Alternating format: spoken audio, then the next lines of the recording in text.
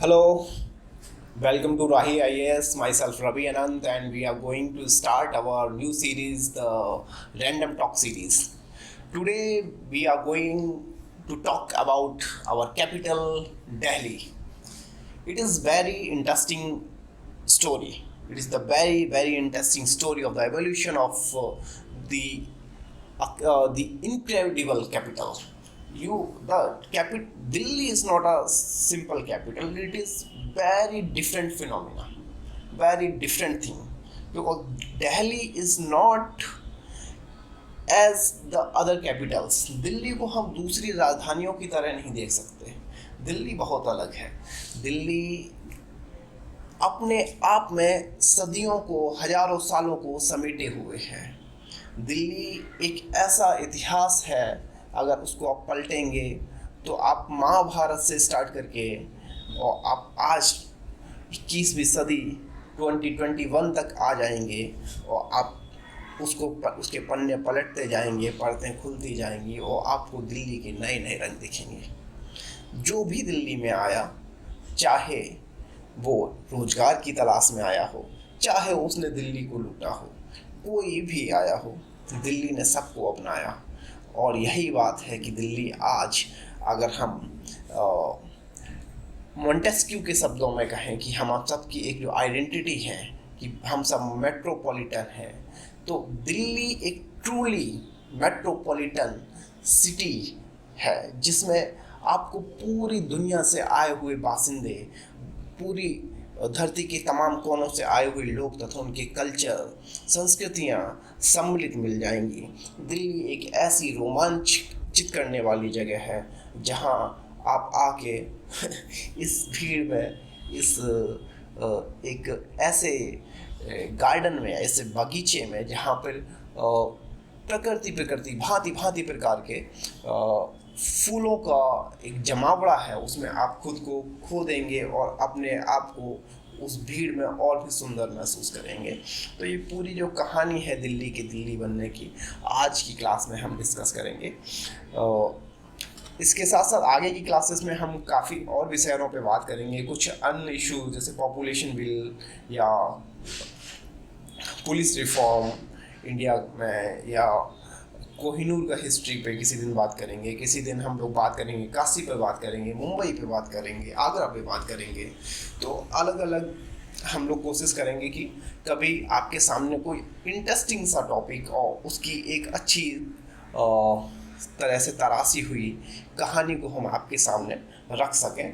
और मैं नहीं जानता कि मैं इसमें कितना कामयाब रहूँगा, लेकिन जितना मैंने पढ़ा उतना मुझे दिल्ली के बारे में जान के अंदर से काफ़ी खुशी महसूस हुई. लेकिन मुझे नहीं पता है कि मैं उसको कैसे आपके सामने उतना हूबहू रख पाऊँगा या नहीं, कितना सक्षम हूँगा मैं नहीं कह सकता, लेकिन मैं एक कोशिश ज़रूर करूँगा. तो दिल्ली की अगर हम बात करें, दिल्ली एक आम शहर नहीं है. शहर तो आप लोग समझते ही होंगे.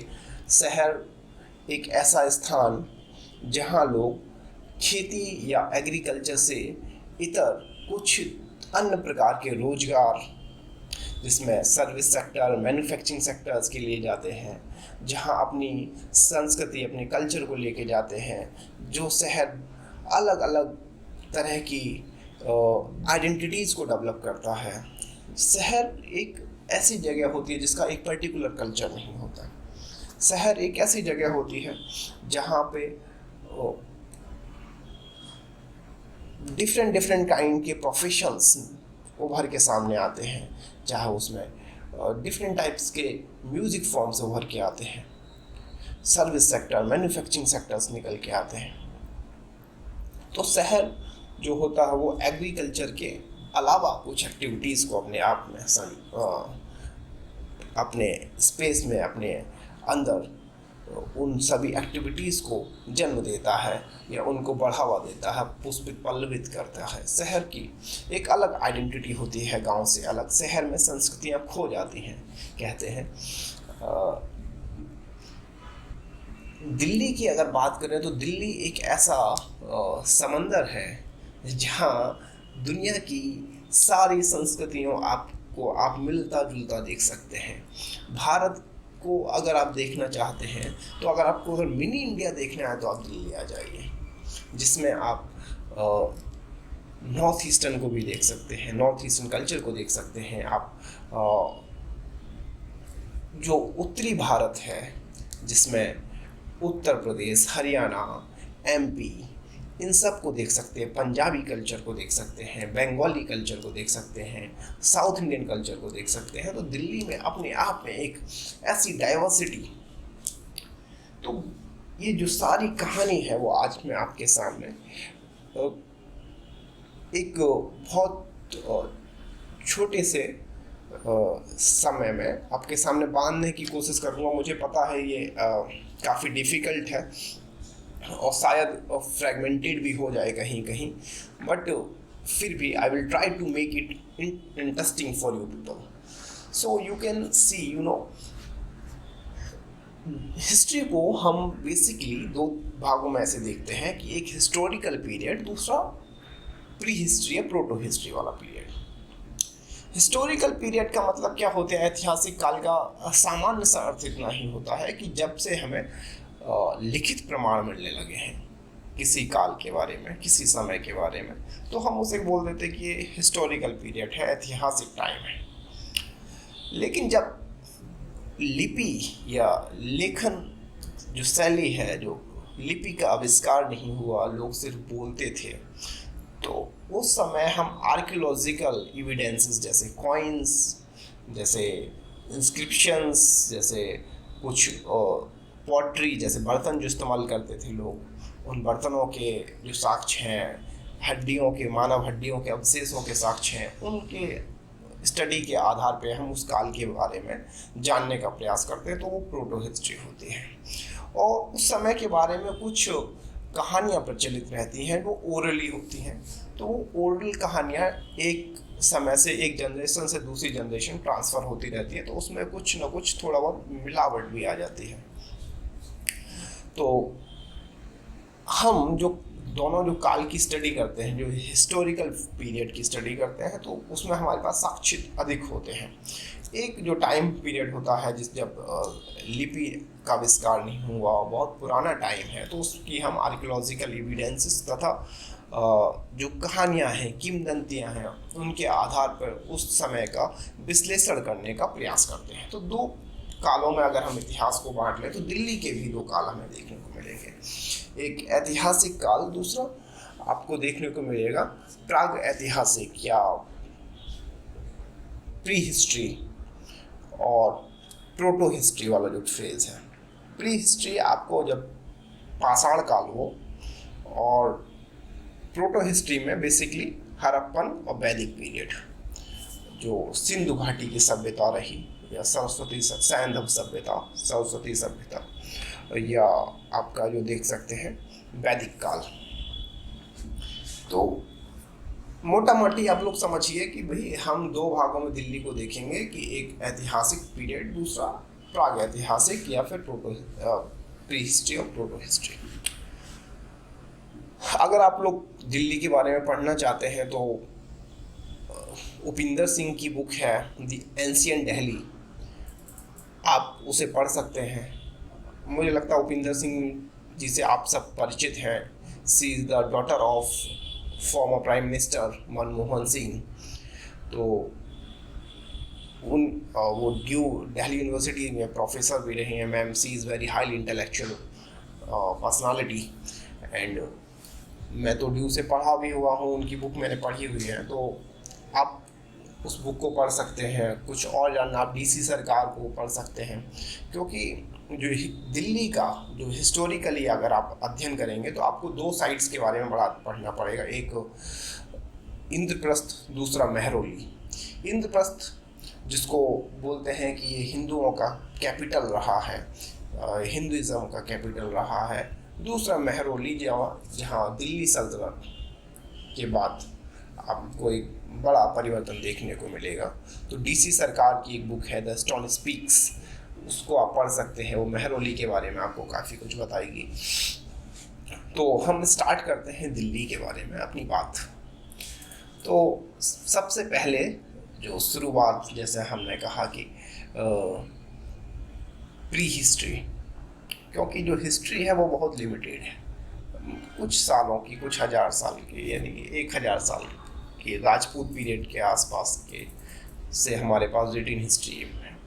उससे पहले हमारे पास जितना भी इतिहास है या तो हमारी श्रुति है, लोगों ने हमें उसका के बारे में बताया है, हमारे पूर्वजों ने, ग्रैंडफादर ने, हमारी दादी ने, हमारी नानी ने हमें कहानियाँ बताई हैं। तो श्रुति के दौरान एक जनरेशन टू जनरेशन जो हमारा नॉलेज है वो बहता गया, उसकी धारा बहती गई और आज हमारे पास उसका ज्ञान संकलित है और उसको हमने अब रिटिन फॉर्म में किया है। तो उसमें कुछ ना कुछ गड़बड़ जरूर हुई होगी, कुछ लोग भूले भी होंगे, कुछ चीज़ें अपने से जोड़ी भी होंगी, तो हो सकता है, लेकिन कुछ हकीकत भी होगी। तो उसलिए जो हम देखेंगे तो पहले माइथोलॉजी, लोग मिथ सुन के एकदम डर जाते हैं, सोचते हैं बिल्कुल झूठ बात बताने वाले हो। जो मिथ होता है, शब्द मिथ मीन्स, मिथ का मतलब ऐसे नहीं होता कि पूरी तरह से खारिज होने वाली बात है या गलत होने वाली बात है, ऐसा नहीं। मिथ का मतलब होता है कि ये आज के जो पैरामीटर्स हैं, जो हिस्ट्री का पैरामीटर है, उसके साक्ष्य उस कदर नहीं है, लेकिन ये बात सच भी हो सकती है। हम इसको ना तो खारिज कर सकते हैं, ना इसको उस तरह से स्वीकार कर सकते हैं। तो दोनों के बीच की जो चीज़ होती है, सत्य और असत्य के बीच में मिथ होता है। तो मिथ जो है वो बीच की स्टेट है। तो माइथोलॉजी में अगर आप जाएंगे मिथ में, तो उसमें कुछ चीज़ें आपको गड़बड़ लग सकती हैं, लेकिन कुछ चीज़ें आपको सोचने पे विवश करेंगी, हाँ इतना तो सत्य होगा। तो दिल्ली के आसपास आपको पता चलेगा कि यहाँ पे कुरु डायनेस्टी, आप कौरव पांडव जानते होंगे, महाभारत पढ़ा होगा, सुना होगा, टीवी पे देखा होगा महाभारत, लॉर्ड कृष्णा के बारे में तो आप सभी जानते होंगे। तो जो कुरु डायनेस्टी थी वो हरियाणा के आसपास के क्षेत्र में क्रिश्चियनिटी के जन्म से लगभग 3000 साल पहले आप देख सकते हैं कि जो महाभारत का टाइम पीरियड रहा है। तो बोलते हैं कि उस समय पे जो कुरुक्षेत्र जिसे आप जानते हो, तो यहाँ पे जो कुरु डायनेस्टी का रूल था, कुरु लोग यहाँ पे शासन करते थे, जिसमें आपने एक बड़ी पॉपुलर कहानी सुनी होगी कि एक बार कौरव और पांडवों के बीच में डाइस को लेके डाइस खेला गया, यानी पासे जो होते हैं, जिसमें पांडव हार गए। और कौरवों ने पांडवों से ये शर्त लगाई थी कि अगर हम जीत गए तो आपको या तो राज्य छोड़ के चला जाना होगा या आपको मृत्यु दंड दिया जाएगा। काफ़ी, तो जैसे आपको पता है कि ये चीटिंग की गई, एक छल किया गया, उसमें जो हड्डियां थी एक विशेष प्रकार की हड्डियों से वो पासे बनाए गए थे, वो डाइस बनाए गए थे, जिसमें पांडव हार गए और कौरव जीत गए। इसके बाद देखेंगे कि यहाँ से भगवान श्री कृष्ण, लॉर्ड कृष्णा का रोल स्टार्ट होता है कहानी में, कि लॉर्ड कृष्णा जो द्रौपदी हैं उनके भाई हैं, ब्रदर। तो लॉर्ड कृष्णा को द्रौपदी ने बुलाया, Draupadi was the wife of Pandavas, तो पांडवों की पत्नी द्रौपदी।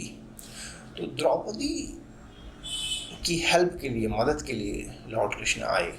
तो उन्होंने कौरवों का जो हेड है दुर्योधन, उसको समझाया कि ये बात ठीक नहीं है। ये तो ठीक है कि आप जीत गए हो, लेकिन अगर आप इन्हें निकाल रहे हो तो एटलीस्ट आधा पार्ट किंगडम का इनको भी दो, राज्य आधा इनको भी दो।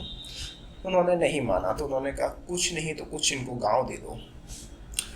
तो गांव भी नहीं दिया, तो उन्होंने कहा इनको जंगल भेजना है, इनको जंगल जाना है वनवास के लिए। तो जंगल में ये लोग जाके रहेंगे, पांडव यहाँ से निकले।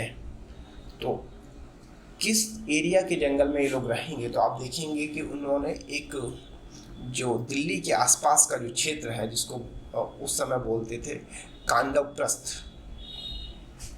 तो बोला कि आप लोग जाइए उस क्षेत्र में रहिए, क्योंकि दुर्योधन को पता था कि ये एक ऐसा एरिया है जो पूरी तरह से डेजर्टेड है, पूरी तरह से जहाँ पे खाने पीने का कोई इंतजाम नहीं है। आपको बता दूं मैं, जो हिस्ट्री की क्लासेस लेते हैं जो, तो उनको तो पता ही है कि जो शुरुआत है, जो हड़प्पन कल्चर है, तब तक आप देखेंगे कि जो सभ्यताएं हैं वो बहुत ईस्ट की तरफ, पूरब की तरफ शिफ्ट नहीं की थी, क्योंकि घना जंगल था और घने जंगल को काटने के लिए आयरन चाहिए।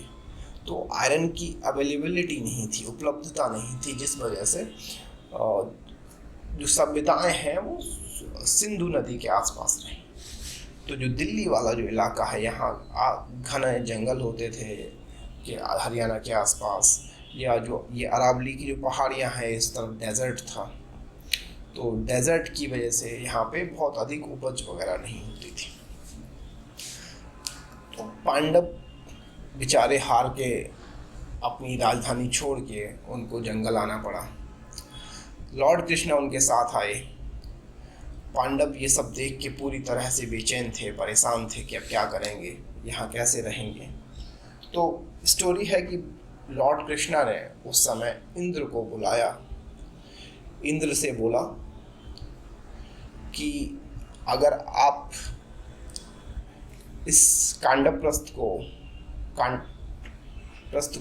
अगर आप एक शहर में बदल देते हैं तो हम इसका नाम आपके नाम से रख देंगे।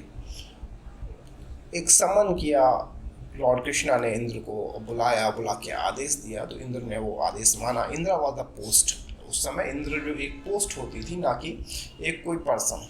ये जो माइथोलॉजी में जो इंद्र वैदिक पीरियड में एक पोस्ट था, इंद्र को पुरंदर बोलते थे, यानी कि जो किले होते हैं, फोर्ट्स होते हैं, उनकी रक्षा करने वाला, उनको प्रोटेक्ट करने वाला पुरंदर।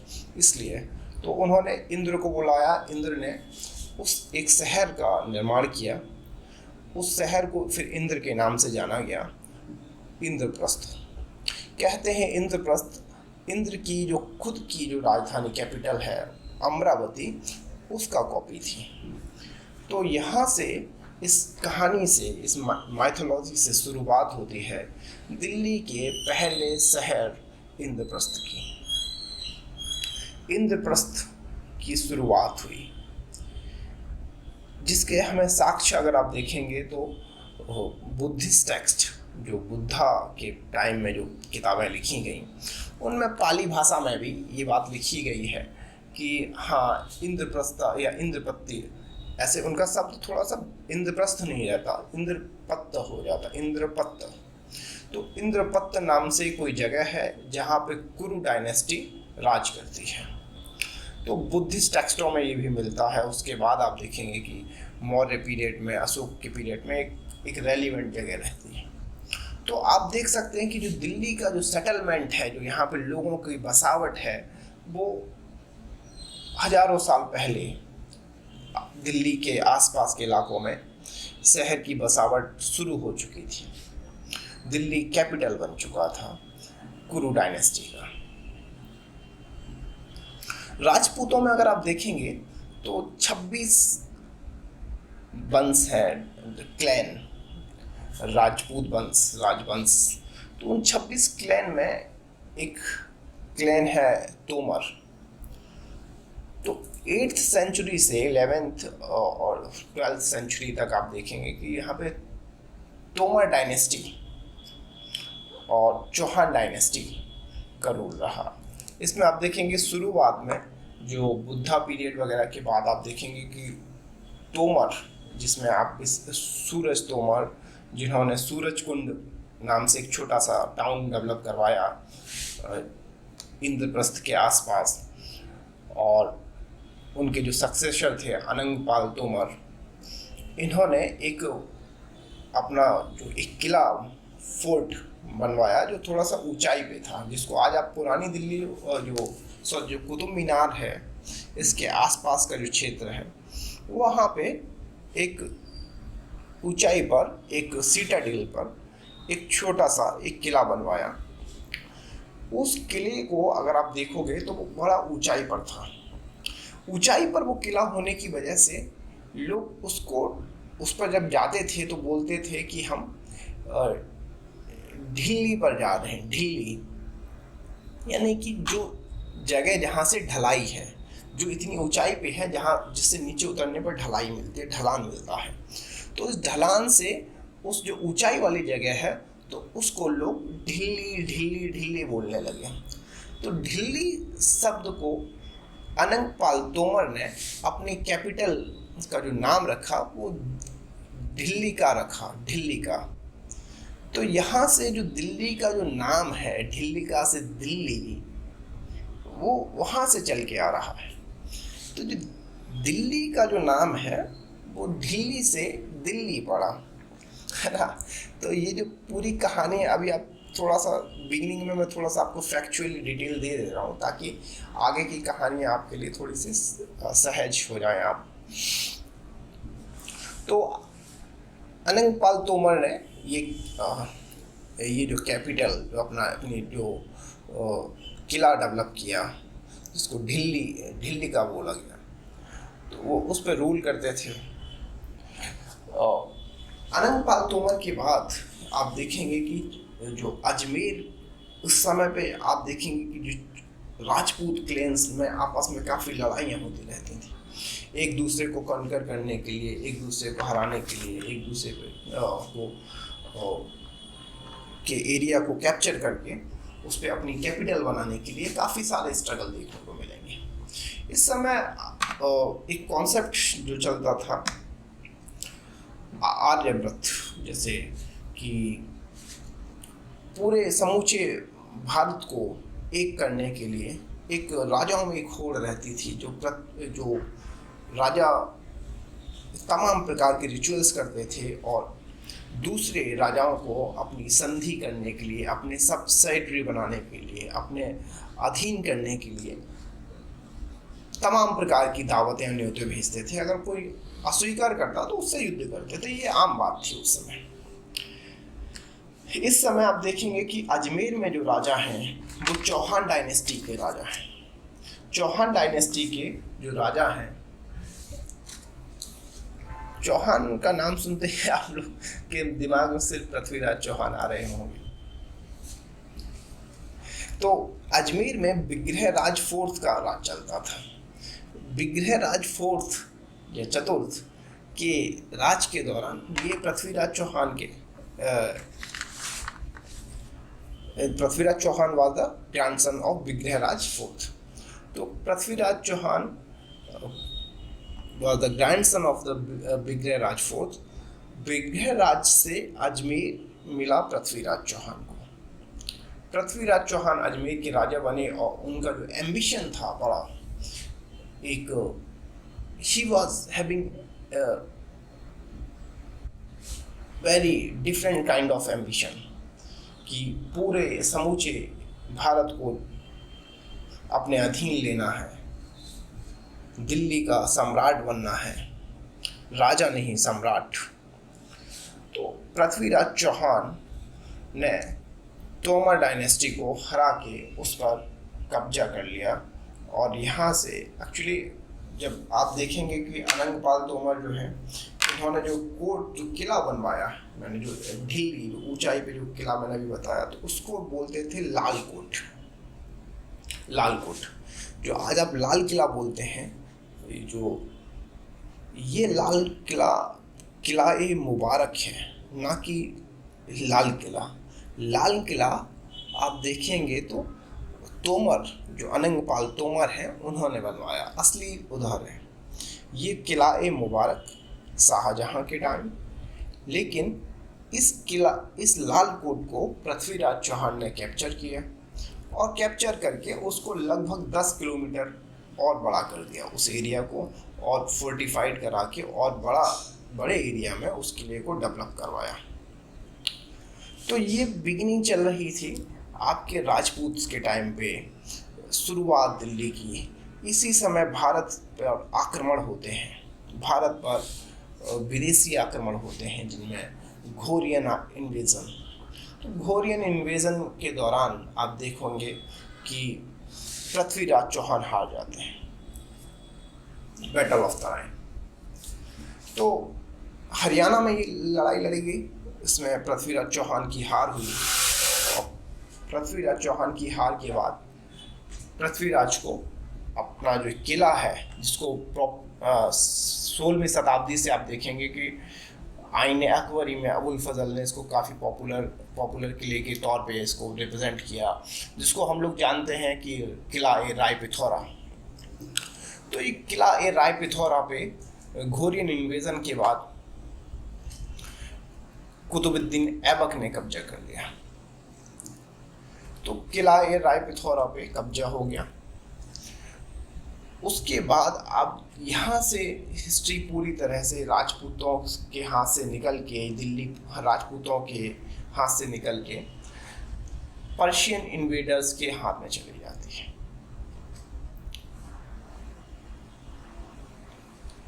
कुतुबुद्दीन ऐबक ने जो इलाका है, इसमें एक मॉस्क बनवाई, जिसको हम लोग कुतुब मॉस्क के नाम से जानते हैं, या इसका काफ़ी पॉपुलर नाम है जैसे कुब्बत इस्लाम या जामी मॉस्क, नॉट जामा मस्जिद, ये शाहजहां वाली जामा मस्जिद नहीं। तो कुतुबुद्दीन ऐबक ने एक कुतुब मीनार बनाना शुरू किया, वहाँ पे एक मॉस्क बनाई। जो ये शुरुआत में जो मॉस्क बन रही थी, वो आप देखेंगे कि पहले फेज में जो मॉस्क बन रही है, वो कुतुबुद्दीन ऐबक जो मंदिरों को लूट के, जो पत्थर लेके आए हैं, जो पिलर लेके आए हैं, स्पेशली जैन मंदिर टेम्पल्स को डिस्ट्रॉय करके, जैन मंदिर को तोड़ के इन्होंने यहाँ पर मॉस्क बनाई, मस्जिद बनाई। तो उसका जो पहला चरण है, शुरुआत होता है 1192 से कुतुबुद्दीन ऐबक ने स्टार्ट कर दिया आपका मॉस्क बनाना वहाँ पे। इसके बाद इल्तुतमिश आते हैं, और इल्तुतमिश आके तब तक दिल्ली सल्तनत इस्टेब्लिश होने लगी है। लोग जो राजपूत बाहर हैं सत्ता से, और यहाँ पे आप देखेंगे कि पर्शियन इन्वेडर घोरियंस का रूल चल रहा है। तो उस समय इल्तुतमिश ने इसके कुतुब मीनार को और ऊंचा करवाया, उसके उस जो माले हैं, जो मंजिल हैं, उनको और ऊपर बनवाया। इस समय का अगर आप इतिहास देखेंगे तो सिर्फ इन्वेजन्स की एक लंबी सीरीज थी, बाढ़ आप कह सकते हैं, कि जो भी आ रहा है वो भारत पे आक्रमण करना चाह रहा है। इस समय मंगोल भारत पे आक्रमण करने के लिए तैयार है। जो मंगोल भारत पे आक्रमण करना चाह रहे हैं, और जो नई दिल्ली सल्तनत की शुरुआत हुई है, जिसमें किला राय पिथौरा को कब्जा करके कुतुब मॉस्क, जो इस्लाम के राज्यों के अंदर आने वाले सर्वश्रेष्ठ राज्यों में से एक है, जिनमें इस्लाम का ऑरा बड़ा होता हुआ दिख रहा है, तो इस्लाम को खतरा भी दिख रहा है कि ये नई हाथ में आई विरासत कहीं चली ना जाए। तो आप देखेंगे कि इल्तुतमिश के बाद जो अलाउद्दीन खिलजी आते हैं, तो अलाउद्दीन खिलजी के टाइम पे अलाउद्दीन खिलजी ने कुतुब मीनार को ऊपर कंप्लीट करवाया और अलाई दरवाज़ा वगैरह तो बनवाया। उसके साथ ही अलाउद्दीन खिलजी के दिमाग में आया कि भाई कहीं ये मंगोल आक्रमण करके हमारे इस पूरे राज्य को कैप्चर न कर लें, छीन न लें हमसे, ये बड़ी समस्या है। क्योंकि इससे पहले आप देखोगे दिल्ली को 2 बार कैद कर लिया गया है, 2 बार सीज कर दिया गया है। तो अलाउद्दीन खिलजी सोच रहा है कि कुछ ऐसा स्ट्रक्चर बना दें दिल्ली में कि दिल्ली पे बाहरी आक्रमणों का असर ना हो और हम आसानी से दिल्ली को अपना कैपिटल बना के रख पाएं। तो ये मंगोल लोगों का डर, मंगोल आक्रमण का डर, अलाउद्दीन खिलजी को सीरी फोर्ट बनाने के लिए विवश करता है। सीरी, तो सीरी फोर्ट बनाने के लिए अलाउद्दीन खिलजी आगे बढ़ते हैं, सोचते हैं कि अब कुछ करना पड़ेगा, सीरी फोर्ट वगैरह बनाएं। सीरी फोर्ट बेसिकली अगर आप देखेंगे तो सीरी फोर्ट जो है वो मिलिट्री कैंप है, जहाँ पे आप देखेंगे कि सीरी फोर्ट में लश्करगाह है, जहाँ आर्टिलरी रखी हुई है, हथियार, सेना रहती है। तो यमुना के आसपास एक्चुअली क्या है कि जब भी कोई शहर डेवलप होता है तो उसकी ज्योग्राफी बड़ी काम आती है। मैंने स्टार्टिंग में आपको थोड़ा सा बिगनिंग में, क्योंकि शहर तभी सरवाइव कर सकता है जब शहर के आसपास पानी की अवेलेबिलिटी हो, पानी आसानी से मिल पाए, अनाज आसानी से शहर के अंदर तक पहुंच पाए, क्योंकि शहर वाले लोग तो अनाज उगाते ही नहीं है। शहर में तो मैन्युफैक्चरिंग एक्टिविटीज होती हैं, जिसमें कल कारखाने होते हैं या सेवा से जुड़े हुए कुछ काम होते हैं, शिक्षा से जुड़े हुए डॉक्टर या चिकित्सक जो होते हैं या कुछ और प्रोफेशन के लोग। तो शहर में तो अनाज तो उगाया नहीं जाता, तो अनाज जीने के लिए तो रोटी कपड़ा चाहिए, रोटी कपड़ा पानी मकान ये सब चाहिए। तो पानी और अनाज इजीली अवेलेबल हो ऐसी जगह बनाया जाए। तो आप देखेंगे कि सीरी फोर्ट को यमुना, जितना भी मुगल या फिर दिल्ली सल्तनत के टाइम का जो डेवलपमेंट है वो यमुना नदी के किनारे ही आपको मिलेगा, चाहे वो दिल्ली में हो या आगरा में। तो यमुना के आसपास, तो ऐसे में आपको पता चलेगा कि भाई जो सीरी फोर्ट डेवलप किया गया, ये मिलिट्री कैंप है जिसको अलाउद्दीन खिलजी ने डेवलप करवाया, फोर्टिफाइड करवाया 1299 में। और इसमें अलाउद्दीन खिलजी ने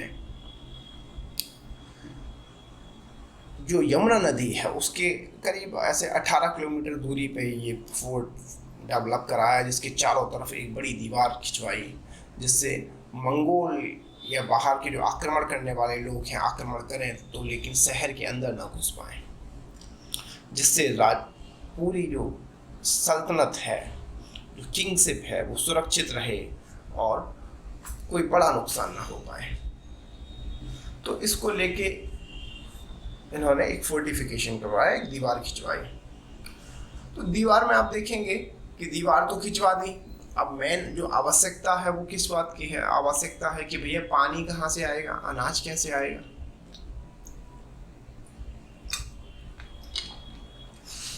तो उसके अंदर जो पूरा जो किला बनवाया, उसके अंदर एक बड़ा सा हौज, यानी पानी स्टोर करने के लिए एक जगह हौज बनवाया, जिसको हौज अलाई या हौज खास के नाम से आज जानते हैं। आज आप लोग तो घूमते रहते हो हौज खास। तो हौज खास जो है, हौज खास, तो ये डेवलप करवाया कि ताकि इसमें पानी भर के इसको रखा जा सके, अगर कोई इन्वेजन भी करता है, कोई आक्रमण करता है तो अंदर पानी की कमी ना हो।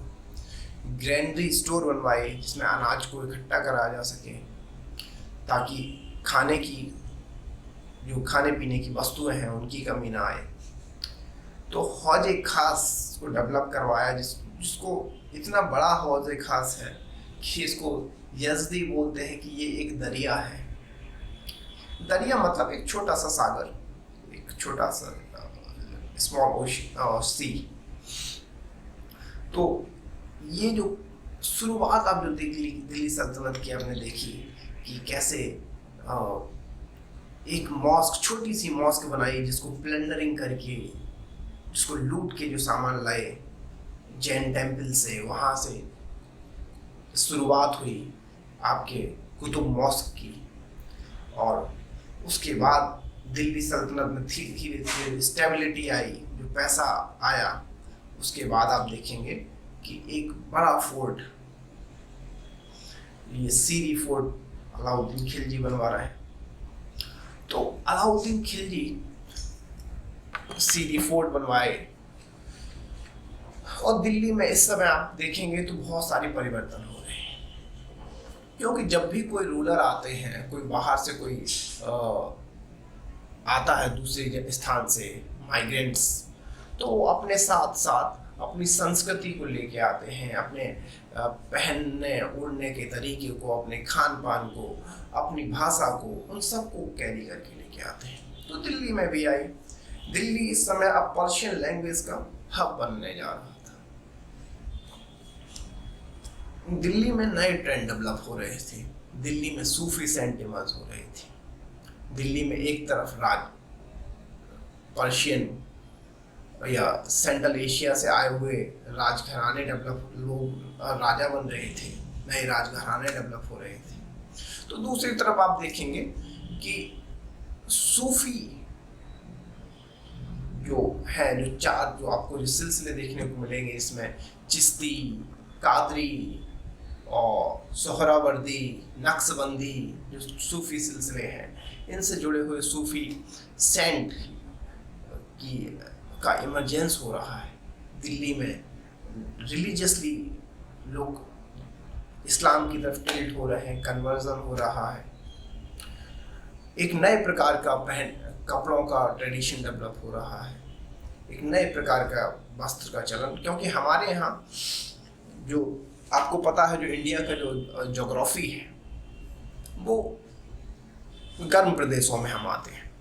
तो हमारे यहाँ जो संस्कृति थी, जो हमारा जो कल्चर था, जो इंडिया का जो कल्चर जो पुराना, जैसे वैदिक टाइम का या उसके आसपास का, तो उसमें बहुत ज़्यादा सिले हुए कपड़ों पे जोर नहीं था, सलवार कमीज या बंद आस्तीन या बंद कपड़ों पर बहुत ज़्यादा जोर नहीं था।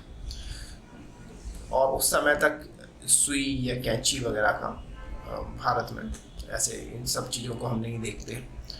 इनको हमने हिस्ट्री में लगभग कैंची वगैरह तो अभी तक उस समय तक नहीं थी, वैदिक पीरियड या मौर्य पीरियड के आसपास, क्योंकि ये बाद में ग्रीक से आई। तो आप देखेंगे कि नए प्रकार की ट्रेडिशन, क्योंकि जो सेंट्रल एशिया से लोग आए, वो सलवार कमीज का जो एक कौन है ना, जो उनका जो पहनते थे, क्योंकि हमारे यहाँ गर्म वातावरण था, तो हमारे यहाँ लोग धोती का जो कॉन्सेप्ट है, जो धोती पे अधिक बल देते, धोती पहनना पसंद करते थे। लेकिन वो उधर टर्की या फिर आपके मध्य एशिया के जो लोग आए, वहाँ पे कुछ जगह रेगिस्तान है, जो बालू उड़ती है, रेत उड़ती है, तो वहाँ पे वो खुले कपड़े पहनना उनके लिए कंफर्टेबल नहीं होता, और उन लोगों को दिक्कत होती क्योंकि रेत अंदर घुस जाएगा। तो ऐसे में वो लोग सिले हुए कपड़े पहनते थे। तो उनकी जो वेशभूषा है, इसमें सलवार कुर्ता, कपड़े पहनना जो सिले हुए, वो सब चीज़ें भारत में आई, और तो भारत में वो एक्सेप्ट किया गया। उसके साथ ही साथ कुछ खान पान की चीज़ें, वेज नॉन वेज की बात नहीं कर रहा हूँ। इंडिया में नॉन वेजिटेरियन लोग पहले से हमेशा से रहे। वेजिटेरियन बहुत बात की बात है। वेजिटेरियन तब होते हैं जब एग्रीकल्चर फ्लोरिश होता है, जब एग्रीकल्चर या खेती इस स्तर पे पहुंच जाता है कि लोगों को खिलाया पिलाया जा सके। लेकिन शुरुआत वैदिक टाइम के आसपास आप देखेंगे तो ज़्यादातर लोग नॉन वेजिटेरियन हैं। लोग जानवरों को इकट्ठा करते हैं, उनका सेक्रीफाइस करते हैं, वध करते हैं, उनको खाते हैं। तो यानी नए प्रकार के खाने, नई डिशेस कुछ वहाँ से आई। आप देखेंगे जो हम जो नॉर्मली जो खाना खाते हैं, चाहे उसमें आलू हो, पनीर हो, मटर हो, गोभी हो,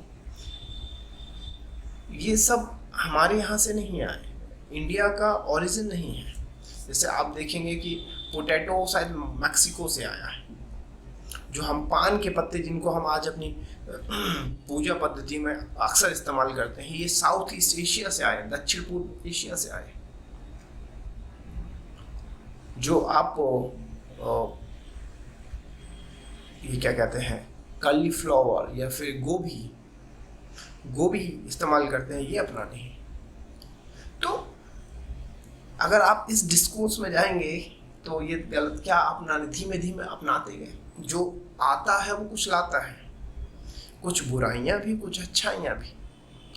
तो दिल्ली का जो इमरजेंस है, दिल्ली का जो एवोल्यूशन है वो दिल्ली की जो एक नब्ज है, जिसमें दिल्ली सबको स्वीकार करने की दिल्ली की जो पद्धति है, जो दिल्ली में जो भी आए उसको दिल्ली अपने गले से लगा लेती है, ये दिल्ली के बिहेव ने दिल्ली को दिल्ली बनाया। पांडव आए, दिल्ली ने उन्हें स्पेस दिया, दिल्ली जंगल से इंद्रप्रस्थ बनी। तोमर आए, दिल्ली में लाल कोट बना। चौहान आए, राय पिथौरा बना। घोरी आए, इन्वेजन हुआ तो दिल्ली में कुतुब मॉस्क बनी, दिल्ली में मस्जिद का निर्माण स्टार्ट हुआ। इसके बाद आप देखेंगे कि जो सीधी फोर्ट तक मैंने जो आपको ला के बात छोड़ी, तो दिल्ली में ये सब फोर्ट बन पा रहे हैं। अगर आप देखो तो दिल्ली जो है ना, दिल्ली की जो मैं ज्योग्राफी बता रहा था कि भाई ऐसा संभव इसीलिए हो पाता है क्योंकि दिल्ली के आसपास की ज्योग्राफी, पानी की अवेलेबिलिटी क्यों बना रहे हैं दिल्ली के आसपास, यमुना नदी के आसपास पानी मिल जाएगा। और इसके साथ साथ अगर आप देखेंगे तो दिल्ली की जो ज्योग्राफी है वो एक तरफ यमुना है, एक तरफ अरावली है। अरावली पर्वत जब खत्म होता है, द रिज या फिर टर्मिनल पॉइंट ऑफ अरावली, जहाँ अरावली पर्वत की श्रृंखलाएं समाप्त होती हैं दिल्ली के आसपास। जो हमारा राष्ट्रपति भवन है वो रायसीना हिल पे जो बना हुआ, ये अरावली की श्रृंखला है। तो अरावली पर्वत की जो श्रृंखलाएं, उसका जो टर्मिनल पॉइंट, तो इसमें क्या होता है कि एक तरफ जो आपकी जो यमुना जो आती है, यमुना जो नदी आती है नॉर्थ से, वो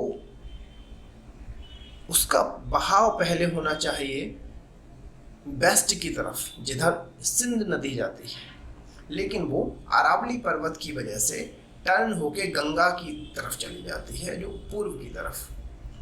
तो ऐसा इसलिए होता है क्योंकि अरावली पर्वत की जो चट्टानें हैं उसको वो पानी काट नहीं पाता और पानी मुड़ जाता है, जिस वजह से आप देखेंगे कि पानी का बहाव पश्चिम ना जाकर पूरब की तरफ मुड़ जाता है।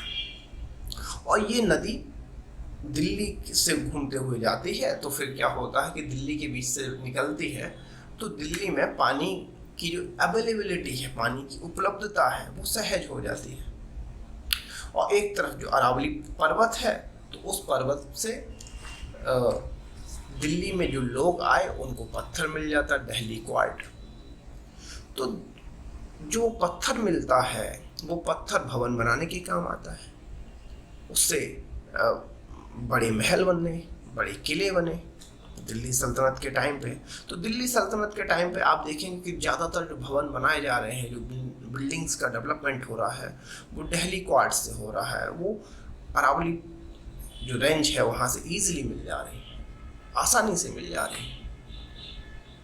तो इस समय सीडी फोर्ट का निर्माण हुआ, यहाँ पे लश्करगाह बनाया गया और मंगोल से लड़ने के लिए सारी तैयारियां की गई।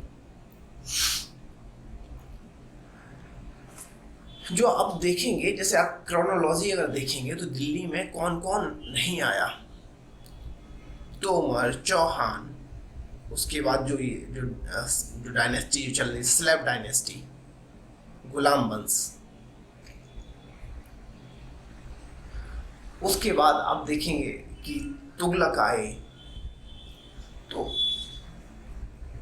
दिल्ली की पॉपुलेशन बढ़ती जा रही है, दिल्ली में लोग बाहर से आके एक बड़ी संख्या में बस रहे हैं, दिल्ली का अर्बनाइजेशन हो रहा है, दिल्ली में नई संस्कृतियों का मिलन हो रहा है। पर्शियन और जो यहाँ की जो लोकल लैंग्वेजेस हैं उनका एक मिक्सचर डेवलप हो रहा है, इंडो पर्शियन लैंग्वेजेस का मिक्सचर हो रहा है, द ब्लेंड कल्चर डेवलप हो रहा है, एक मिश्रित संस्कृति का उदय हो रहा है। ये ब्लेंड कल्चर जो बन रहा है, इसमें एक नई भाषा का इमर्जेंस होगा। जैसे कि आप देखते होंगे कि संस्कृत थी, तो संस्कृत आज नहीं रही, आज लोगों की जुबान पे संस्कृत नहीं है। उसका मेन कारण क्या कि लोग आते गए, उनके कुछ और भाषा थी और वो धीमे धीमे बुद्धा पीरियड तक आते आते पाली हो गई, अपभ्रंश, पाली वगैरह, और धीमे धीमे आज की जो हिंदी देखोगे, आज जो हमारा जो यूथ हिंदी बोलता है उस पर ज़्यादा शब्द अंग्रेजी के होते हैं, जो मुझे भी बोलनी पड़ती है। फिर तो हिंदी और इंग्लिश को मिला के बोलना पड़ता है। ऐसा क्यों? क्योंकि आज आप देखिए, क्योंकि वो इतिहास आपके साथ है। अंग्रेजों के आने से पहले ये easy, good day, have a nice day, ये वो जो इंग्लिश के शब्द हैं वो भाषा में नहीं थे, लेकिन आज है। आज वो हमारा पार्ट है, हमारे साथ चलते हैं। तो जैसे जैसे आप दिल्ली आगे बढ़ रही है, दिल्ली अपने साथ सभी चीज़ों को सम्मिलित कर ले रही है, भाषाएं बदल रही हैं, पर्शियन और लोकल भाषाओं के इमरजेंस, एडमिनिस्ट्रेशन में तो पर्शियन भाषा इस्तेमाल हो रही है। तो आप देखेंगे इस समय जो दिल्ली का विकास हो रहा है, दिल्ली में अर्बनाइजेशन हो रहा है, लेकिन बाहर से लोग भी काफ़ी आ रहे हैं, माइग्रेशन हो रहा है, तो दिल्ली की आबादी बढ़ रही है, और दिल्ली को ये भी खतरा है कि बाहर से लोग इस पर अटैक ना कर दें। तो फोर्टिफाइड एक किले के अंदर दिल्ली रहती है, दिल्ली किले के अंदर। तो एक किले के अंदर वाली जो दिल्ली, तो इसकी तो पॉपुलेशन बढ़ जाएगी, फिर ये लोग कहाँ रहेंगे? तो पॉपुलेशन दिल्ली की बढ़ती गई, अब लोग कहाँ जाएं? तो इस समय जब तुगलक डायनेस्टी आई तो उन्होंने सोचा कि क्या करें। गियासुद्दीन तुगलक राजा थे, he was the sultan. Then he decided to develop a new city, Tughlakabad. उसने सोचा एक नई शहर बनाते हैं जो ओखला के साउथ में है। आप देखेंगे जहाँ पे तो तुगलकाबाद डेवलप किया, साउथ दिल्ली का पार्ट है। तो साउथ दिल्ली में आप देखेंगे तुगलकाबाद जो बनाया गया, तो तुगलकाबाद को डेवलप किया गया इसलिए क्योंकि आबादी बढ़ रही है। गियासुद्दीन तुगलक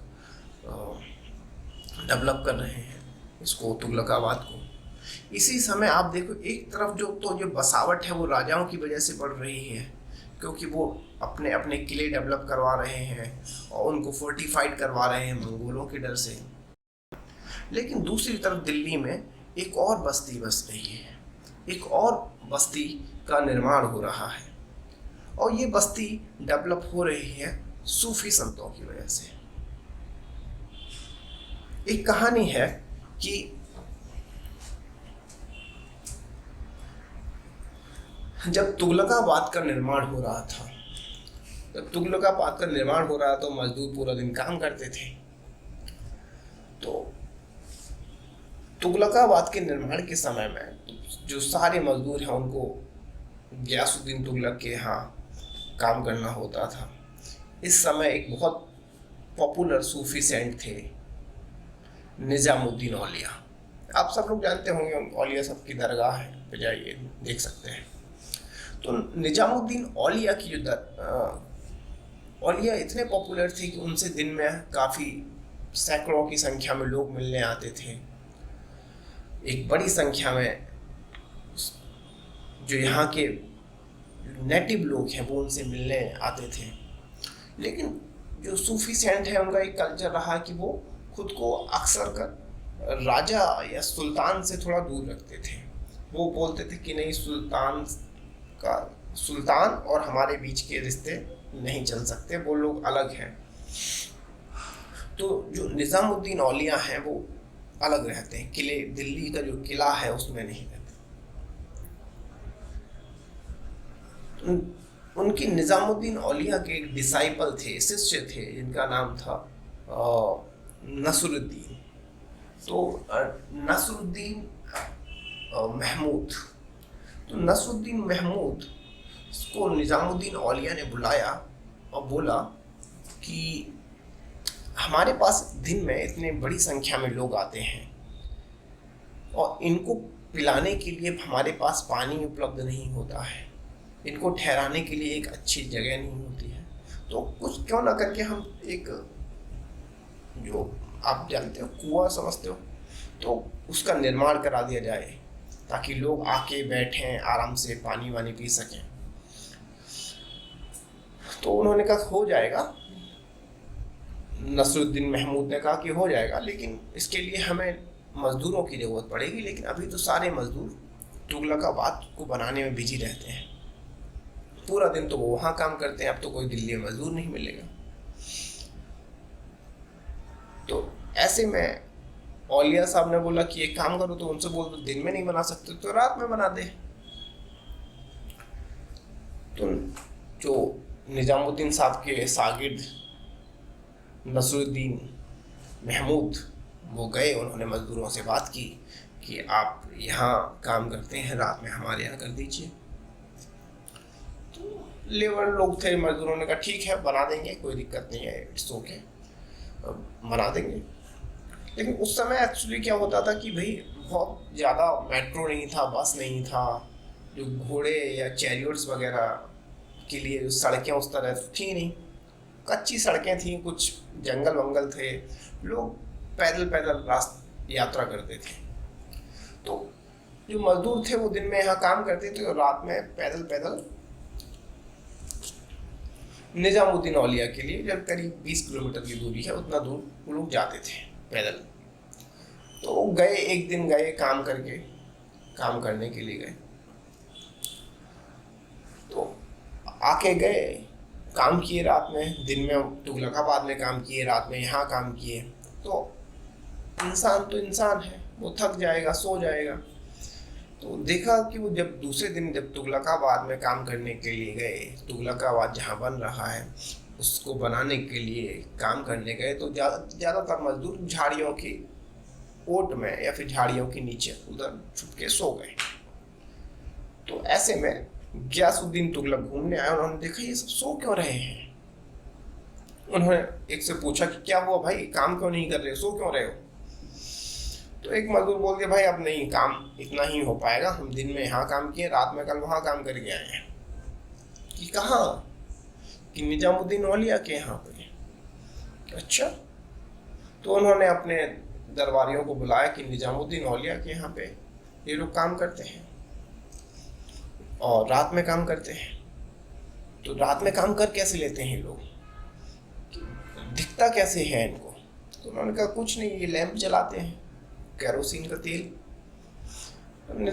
गियासुद्दीन तुगलक ने बोला कि निजामुद्दीन औलिया को आज से केरोसिन का तेल नहीं मिलेगा, क्योंकि निजामुद्दीन औलिया से गियासुद्दीन तुगलक की नहीं बनती थी। तो उन्होंने कहा इन्हें आज से केरोसिन का तेल वगैरह बंद कराओ। और इसके बाद आप देखेंगे कि जो लेबर लोग या फिर जो मजदूर हैं वो वापस काम करने के लिए औलिया साहब के यहाँ गए। तो ऐसे में उन्होंने बोला कि रात हो गई है, आग जलाइए, उजाला कीजिए। तो उजाले के लिए केरोसिन तेल ही नहीं है। तो निजामुद्दीन औलिया ने अपने शागिर्द को बुलाया, बोला कि एक मसाल लाओ, मसाल जला दो। अब मसाल लेके नसरुद्दीन महमूद जो हैं वो मसाल लेके अंदर गए और वहाँ से जो तब तक वो जो कुआं जो खुद रहा था लगभग खुद चुका था और उसके आसपास का कुछ काम हो रहा था, बावड़ी जो बन रही थी वो बन गई थी। तो बावड़ी से कुछ निकाल के लेके आए और उसके उसमें केरोसिन था, तेल था। तो उसमें उन्होंने केरोसिन निकाल के लाए और पकड़ा दिया। और इसके बाद आप देखेंगे कि उन लोगों ने पूछा कि ये तेल कहाँ से मिला आपको। जो मजदूर थे उन्होंने पूछा ये तेल कहाँ से मिला। तो उन्होंने कहा निजामुद्दीन औलिया के आशीर्वाद से जो ये बावड़ी का पानी है वो तेल बन गया है। ये ऐसी झूठ कहानी थी, उनकी तरफ से बनाई गई। उन लोगों ने खुद ही तेल का स्टॉक वगैरह करके रखा हुआ था ताकि उन्हें पता था ऐसा कुछ हो सकता है। तो उन्होंने मजदूर को वो तेल दिया और ये जो स्टॉक करके रखा हुआ था नसरुद्दीन महमूद ने, तो निजामुद्दीन औलिया को जब ये बात पता चली कि नसरुद्दीन महमूद ने पानी को तेल बना दिया तो उनको तो पता था, हकीकत पता थी, लेकिन फिर उन्होंने नसरुद्दीन महमूद को एक टाइटल दिया, चिरागे दहली, नसरुद्दीन महमूद रोशन चिरागे दहली। तो वहाँ से इनको ये टाइटल मिला और लोगों में ये र्यूमर काफ़ी फैला, ये अफवाह की वहाँ गए थे काम करने और वहाँ तो पानी का ही तेल बन जा रहा था। तो इससे पॉपुलैरिटी और बढ़ी और लोग रात में रुकने के लिए वीराने में, जंगल में जो खानका बन रहे थे सूफी सेंट्स के, उनमें जाने लगे।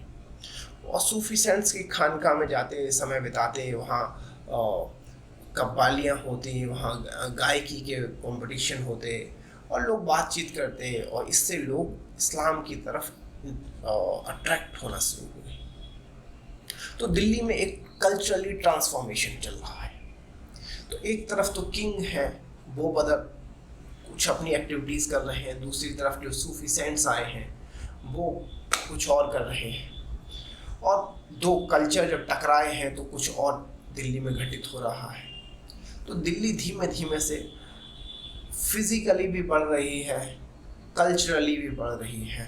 दिल्ली का धीमे धीमे जो साइज अगर आप देखेंगे कि फिजिकली भी बड़ा होता जा रहा है, तो हेरिटेज कल्चर उसके मामले में भी दिल्ली में काफ़ी चीज़ें जुड़ती जा रही हैं। तो ये तुगलकाबाद जब बन रहा था, इसी दौरान आप देखेंगे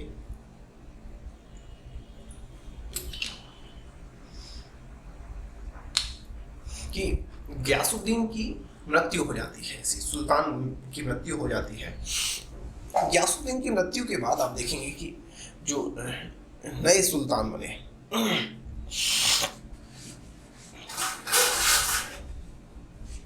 तो उन्होंने इस काम को रुकवा दिया, तुगलकाबाद के जो काम को रुकवा दिया, और रुकवा के एक अपना फोर्ट, एक और अपना किला बनाया, आदिलाबाद और तुगलकाबाद को उन्होंने दोनों को जोड़ा। और उसके आसपास जो आपका सीरी फोर्ट है, आपका तुगलकाबाद है, इसको एक फोर्टिफिकेशन करवाया। एक्चुअली शुरू में जो फोर्टिफिकेशन हो रहा है, कच्ची दीवारें बन रही हैं, बहुत पक्की दीवारें नहीं बनाई जा रही हैं, कच्ची दीवारें, ताकि लोग एक दीवार के अंदर रहे, सीधा कोई इन्वेजन न कर पाए।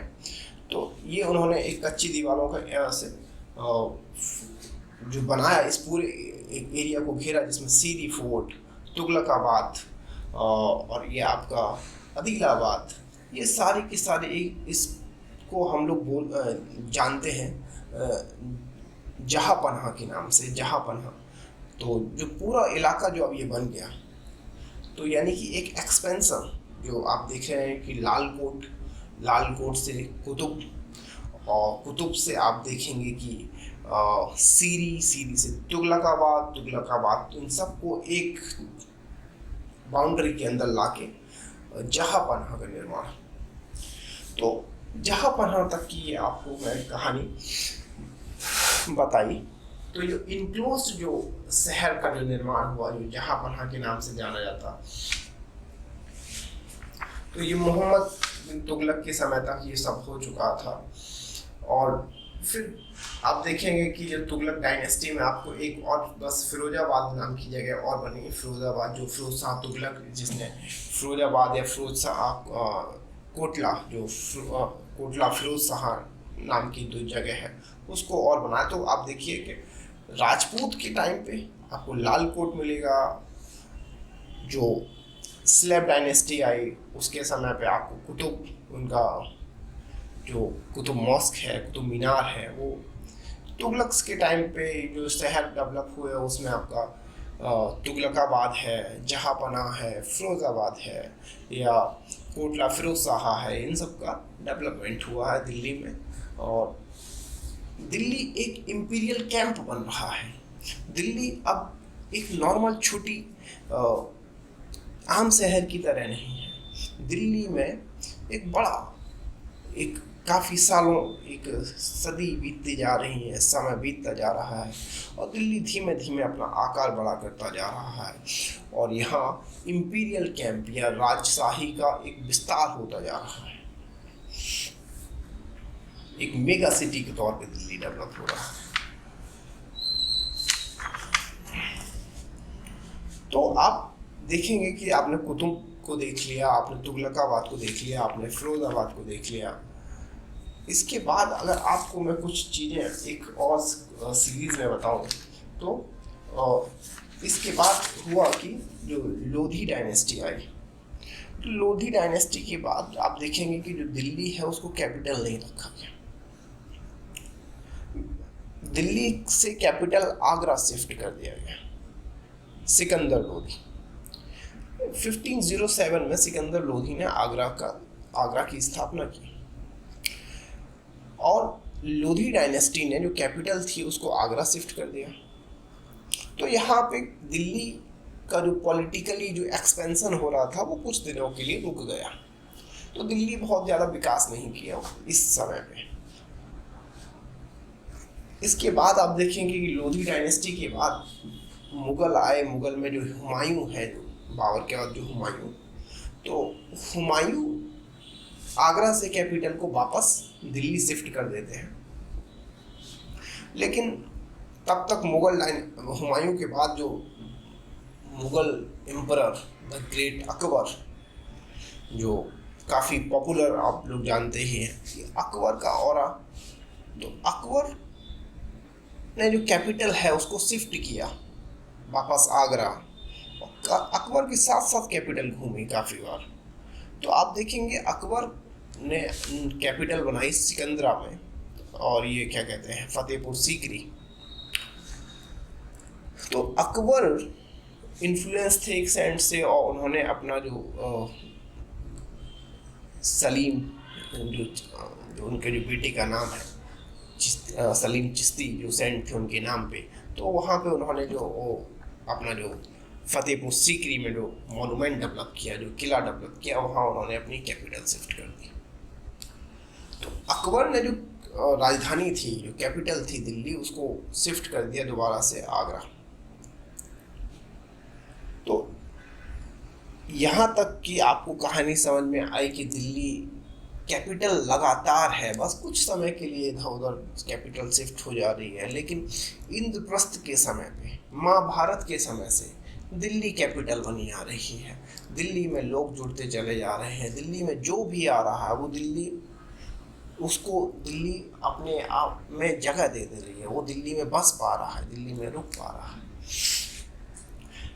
अकबर के बाद अगर आप देखेंगे तो एक जो मुगल का जो आर्किटेक्चर है उसमें एक बड़ा शिफ्ट हुआ, क्योंकि अकबर के समय तक आप देखेंगे कि दिल्ली सल्तनत में तो दहली क्वार्ट्स की जो चीज़ें बनती हैं, दहली क्वार्ट्स जो पत्थर, जो अरावली जो पर्वत श्रृंखला है, उससे निकले हुए पत्थरों से भवन बनाए जाते हैं।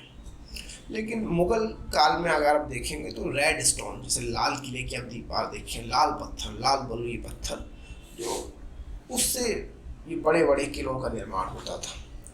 लेकिन जैसे जैसे प्रॉस्पेरिटी बढ़ी, जैसे जैसे मुगल एम्पायर की, मुगलिया सल्तनत की अमीरी बढ़ती गई, और बड़ा होता गया, वैसे उसके आर्किटेक्चर में भी आपको अंतर मिलेंगे। शाहजहां इस मामले में एक पैराडिग्म शिफ्ट लेके आए। शाहजहां को अगर आप देखोगे कि तो वो अलग किस्म के आदमी हैं। उन्हें भवन बनाना, आर्ट्स वगैरह, इनका बड़ा शौक था कि नई नई बिल्डिंग बना के खड़ी कर देना।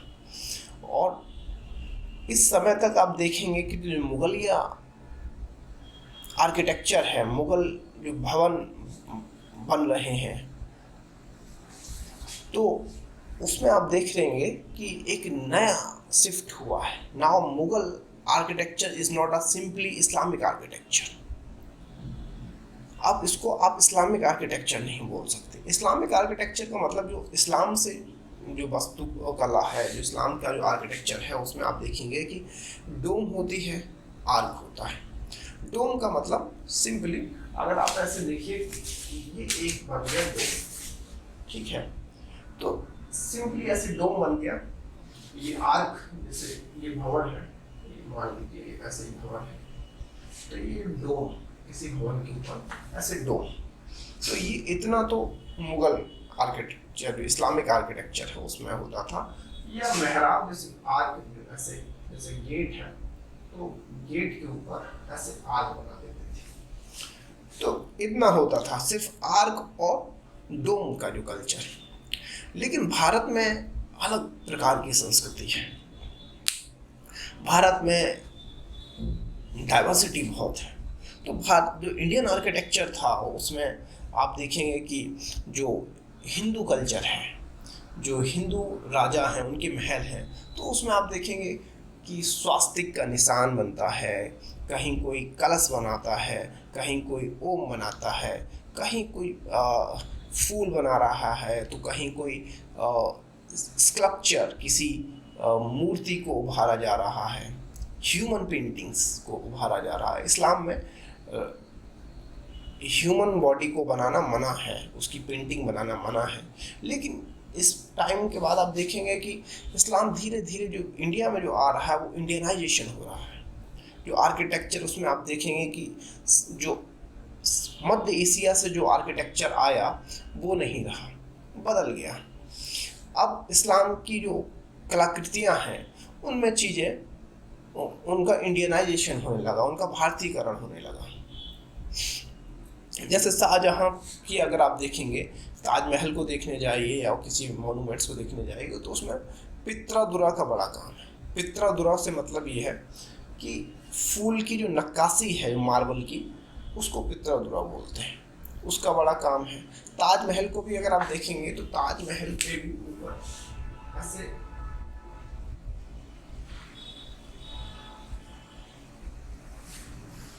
एक फ्लावर लोटस बना हुआ है, उसके ऊपर जो हिंदू टेम्पल में जैसे आपको शिखर मिलेगा, उस शिखर की तरह आपको ऊपर देखने को मिलेगा।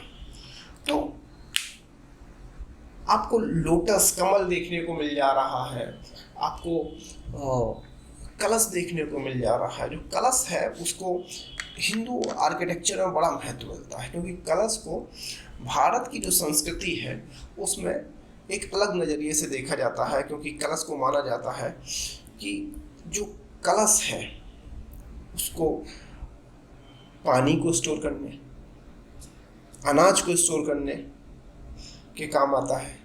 तो अक्सर इसको एक बूम की तरह देखा जाता है। बूम यानी कि गर्भ, जैसे जिसमें हम चीज़ों को स्टोर कर सकते हैं, जो हमें ज़रूरत पड़ने पे हम जिस स्टोर में से अपने लिए खाद्य सामग्री ले सकते हैं। तो हमारे यहाँ जो शादियाँ होती हैं उसमें कलश का इस्तेमाल करवाया जाता है। तो लड़की जो अपने घर से वर के घर तक जाती है, अपने हस्बैंड के घर तक जाती है, तो एक कलश लेके जाती है जिसमें कुछ अनाज वगैरह होता है। तो ये जो कलश जाता है, ये कलश रिप्रेजेंट करता है बूम को, जो इस रिप्रेजेंटेशन को इस्लामिक आर्किटेक्चर ने अडॉप्ट कर लिया, कलश निर्माण। तो हिंदू कल्चर भी एसिमिलेट होने लगा अब की जो आर्किटेक्चर है। तो मैंने बोला पहले रेड स्टोन से बनती थी चीज़ें, अब प्रॉस्पेरिटी बढ़ी तो अब मार्बल से चीज़ें बनने लगी, और जो नया आर्किटेक्चर है उसका इंडियनाइजेशन होना स्टार्ट हो गया।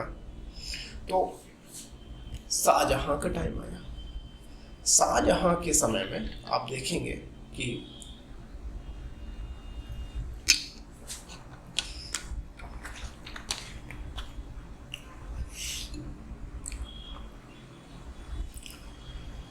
Shahjahan shifted the capital from Agra to Delhi again, कि आगरा से दिल्ली शाहजहाँ ने दोबारा से कैपिटल बना दी। और इस समय तक आप देखेंगे तो विदेशी लोग भी भारत में आ रहे हैं, पुर्तगाल से लोग आ रहे हैं, फ्रांस से लोग आ रहे हैं। पुर्तगाली नाविक वास्को डी गामा इंडिया आ चुका है। तो जहांगीर के कोर्ट में हेस्टिंग आ चुका है। ऐसे में आप देखेंगे कि विदेशों और भी यूरोप से भी लोग आ रहे हैं। तो यूरोपियन कल्चर, जो उनकी जो संस्कृति है, जो उनके आर्किटेक्चर है गॉथिक, तो वो भी अब दिल्ली में आपको रिप्रेजेंट होते हुए दिखेगा। अभी बाद में जब मैं इससे थोड़ा मुगल को ख़त्म करूँगा उसके बाद आप उस पर हम आएंगे। तो आप देखिए कि भाई मुगल जब यहाँ तक बात आई, उसके बाद जो यमुना के किनारे शाहजहाँ को लगा कि शहर बड़ा हो रहा है, तो क्यों ना हम इसको एक सुंदर सा रूप दें, और उसने एक नया शहर बसाया जिसको हम लोग जानते हैं शाहजहानाबाद के नाम से। तो शाहजहानाबाद काफ़ी ब्यूटीफुल सिटी थी। शाहजहानाबाद को उन्होंने एक काम किया कि जो दिल्ली है वो बेसिकली शाहजहानाबाद, जो पुरानी दिल्ली का जो एरिया, इसमें बसाया।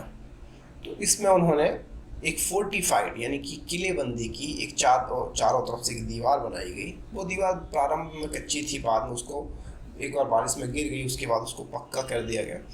तो एक शहर का प्लान किया गया। उस शहर में अंदर बसावट होगी, बाहर से चार दीवारी होगी, और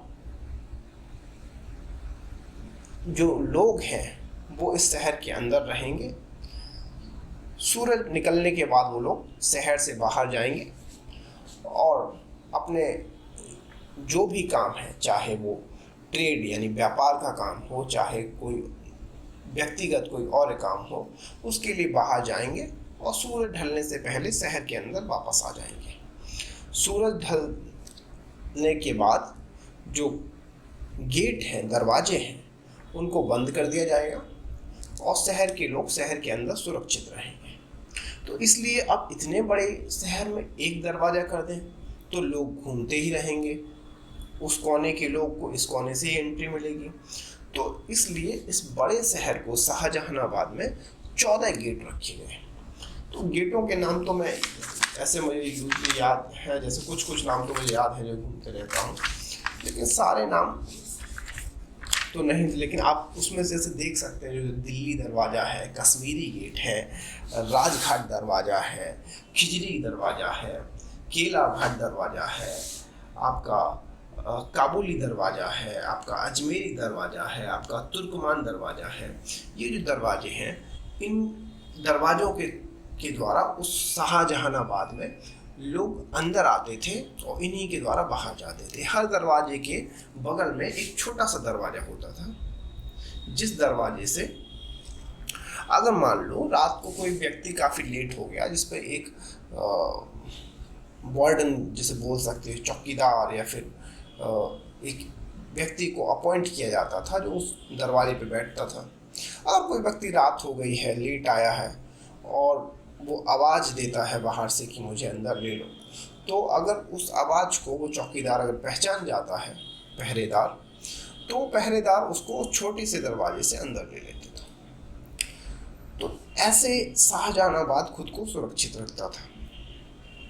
शाहजहानाबाद में एक मस्जिद आप देखेंगे उसी एरिया में डेवलप की, जो जामा मस्जिद है जो आप देखते हैं, तो ये शाहजहां ने डेवलप करवाई।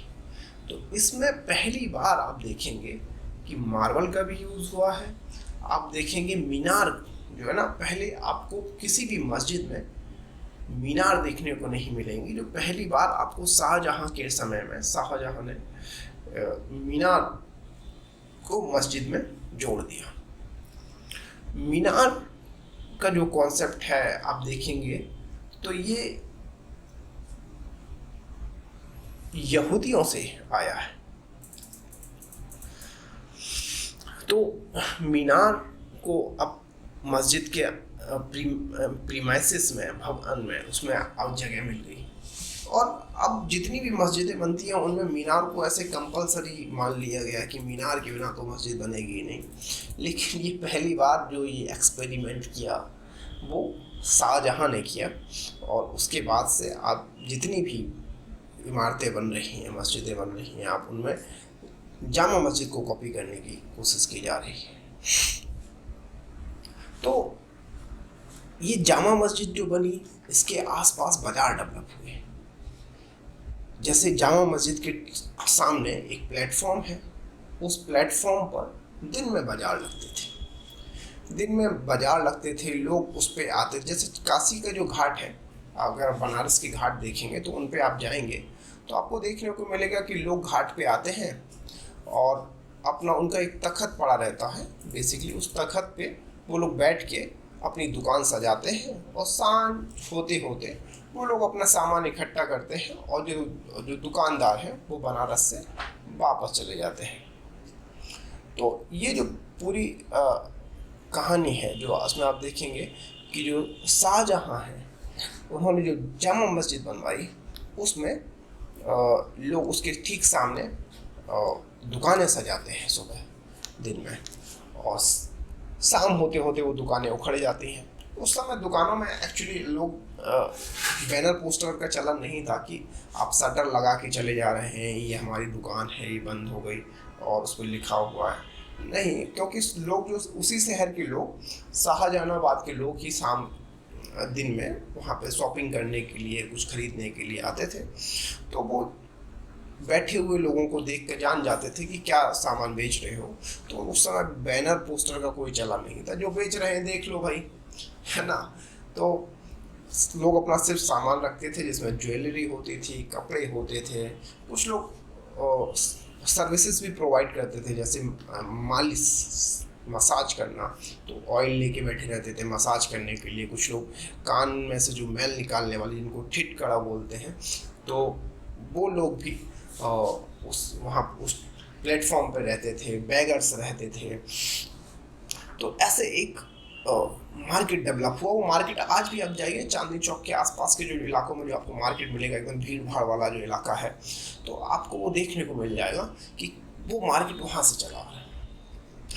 और इस समय भी आपको देखने को मिलेगा कि जैसे मुगल के बाद जैसे आप देखेंगे तो ये जो डेवलप हो रहा है, उसके बाद मराठाओं का एक दौर आया, मराठाओं ने मुगल्स पे काफ़ी हावी हुए, और मराठाओं से भी जैसे कुछ लोग जैसे महाराष्ट्र से दिल्ली की तरफ मूव किए, तो छिपीवाड़ा जैसी जगह बनी, जिनमें आप जानते हैं कि जो बाड़ा शब्द है ये बेसिकली मराठियन शब्द है। तो मराठी का जो शब्द है छिपीवाड़ा, तो वहाँ से ये एक्चुअली जो छपाई करने वाले जो लोग होते हैं, जो छापते हैं, जैसे कि चित्र बनाना या कपड़ों पे छापे लगाना, तो वो लोग वहाँ से आए और आके एक बस्ती बनाई और उसमें वो लोग रहने लगे, जिसको छिपीवाड़ा नाम से जाना गया। तो मुगल के बाद आप देखें मराठाओं के टाइम पे कुछ लोग आए, तो वो लोग भी रहे। और एक शाहजहानाबाद में तो आपने देखा ही कैसे मस्जिद के आसपास मार्केट डेवलप हुआ, कपड़ों का मार्केट डेवलप हुआ, जामा मस्जिद के पीछे ये छिपीवाड़ा डेवलप हुआ। और उसके बाद एक लोगों में एक जो मुगलई फूड, जो मुगलई शब्द, तो जैसे कुछ लोग उसको ग्रामेटिकली इनकरेक्ट मानते हैं, बोलते हैं मुगलिया शब्द होता है, मुगलई नहीं होता। तो मुगलिया जो फूड है वो आसपास के इलाकों में उसका प्रचलन बढ़ा। और उसके बाद आप देखेंगे कि अंग्रेज आते हैं इंडिया में। लगभग अब मुगल की जो मुगल एम्पायर है वो लगभग अब डिक्लाइन करने वाला है और कमज़ोर पड़ता जा रहा है। और 1857 के जो रिवोल्ट के बाद, 1857 का जो रिवोल्ट हुआ, उसके बाद भारत को क्राउन ने सीधे तौर पे अपने अंडर लिया, ब्रिटेन ने सीधे तौर पर इंडिया को अपने अधीन कर लिया और इंडिया एक पूरी तरह से कॉलोनी बन गया। और उसके बाद आप देखेंगे कि जो इंडिया का जो शासन है वो ब्रिटेन से आए हुए ब्रिटिशर्स या फिर है ना यूरोपियंस चला रहे हैं। तो उसमें आप देखेंगे कि वो नए शहर का निर्माण करते हैं, वो नई पॉलिटिकल कैपिटल का निर्माण करते हैं। तो उन्होंने जो शाहजहानाबाद है उसको ख़त्म किया, उन्होंने इसको पूरी तरह से यहाँ का जो पॉलिटिकल सिस्टम है उसको ख़त्म किया। उसके बाद एक ब्रिटेन से आर्किटेक्चर को बुलाया, 2 आर्किटेक्चर बेसिकली आए थे। तो 2 आर्किटेक्चर आए और उनको बुलाया गया कि आप आइए और यहाँ पर वायसरॉय के लिए एक भवन बनाइए, पॉलिटिकल पूरा सिस्टम हमें एस्टेब्लिश करना है, तो यहाँ एक दिल्ली का निर्माण करिए। तो दो आर्किटेक्चर आए जिनमें एक एडविन लुटियन थे और एच सी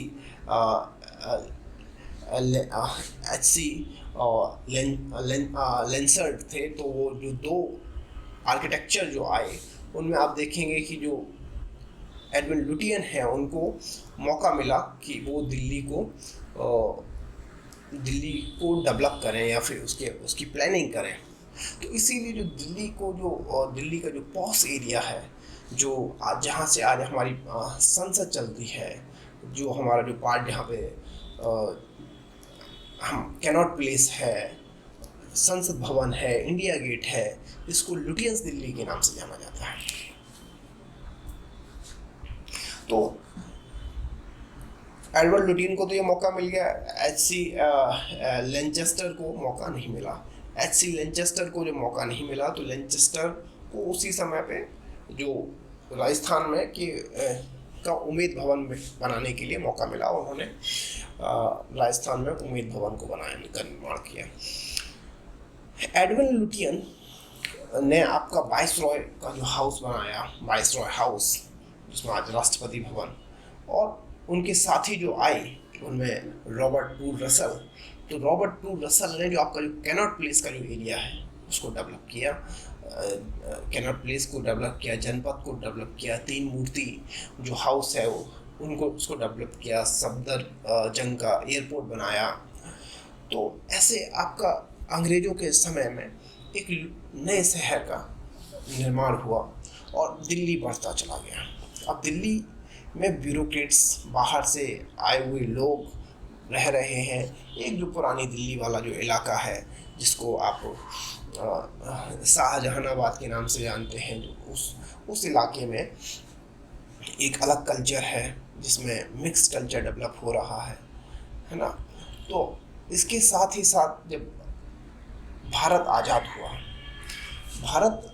हुआ तो आज़ाद भारत में आप देखेंगे कि जो पंजाब वाला जो क्षेत्र है, तो वहाँ से एक बड़ी संख्या में लोग भारत से पाकिस्तान गए और पाकिस्तान से भारत आए। और दिल्ली से भी जो उस समय जो मुस्लिम पॉपुलेशन जो दिल्ली में थी, वो लगभग 30% थी।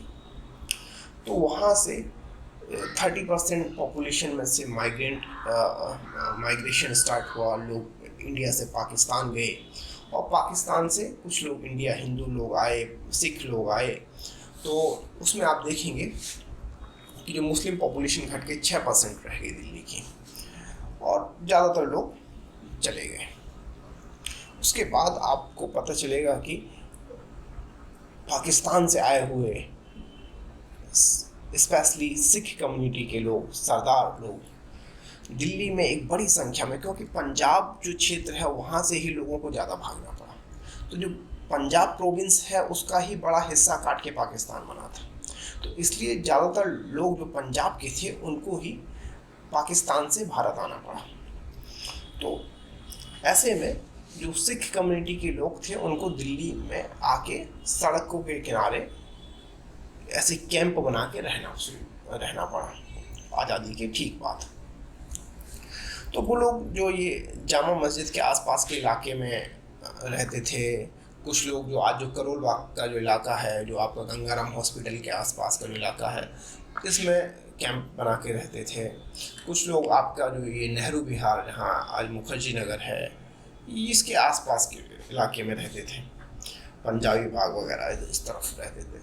तो कुछ तो सरकार ने जिनके पास डॉक्यूमेंट्स, कुछ डॉक्यूमेंट्स थे, तो उनको प्लॉट आवंटित कर दिए, घर दे दिए, तो वो लोग वहाँ शिफ्ट हो गए और कुछ लोग इधर उधर चले गए।